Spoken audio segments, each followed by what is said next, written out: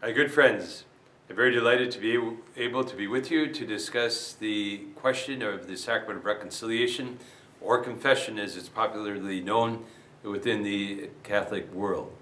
Recently I was at Assumption Parish in Granger attending a youth gathering, youth rally, and the students were asking me questions of all sorts.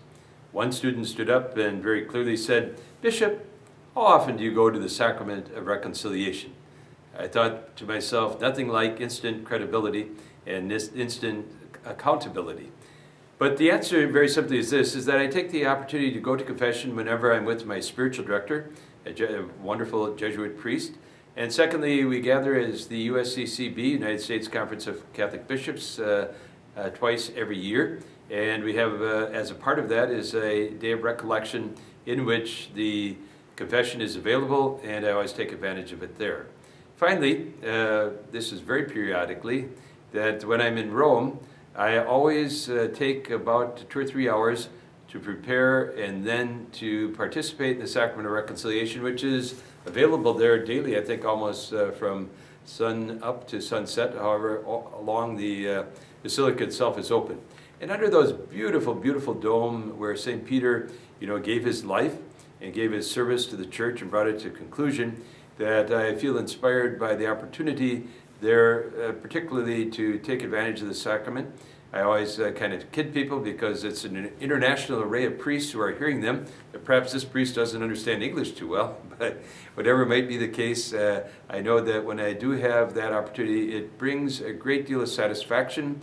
I feel uplifted. I go out of St. Peter's and it's a whole new world, as I think all of us do when we unburden ourselves of sin. That is why I think it's so very important for all of us to really have an understanding of the sacrament of reconciliation. Like all sacraments, it is Jesus very much present to us. That Jesus is speaking directly to us, that the priest is the intermediary in order to enable us to have a conduit to Jesus. But what Jesus does is hears our sins, he accepts those sins unto himself, he lifts them up from us, that we are no longer bothered by them. And then secondly, we are forgiven, that we are healed, that we then go forward anew, and hopefully with the commitment to conversion, to change, to grow apart from these sins, a whole new day, opportunity really to burden ourselves of constant habits that we may have had, or at least work on those habits, and a change that brings, again, a great deal of personal satisfaction. So it's important for us to understand the sacrament, to really grow in its development within ourselves. I believe that as you study the lives of the saints and others, that at the heart very much of their own personal spirituality was the sacrament of penance, was confession.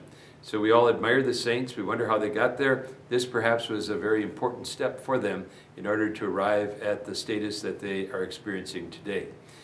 So during the season of Lent that we're introducing this year, what we are calling to leave, the light is on for you. And this is a program that is being instituted throughout the United States and all of our different dioceses.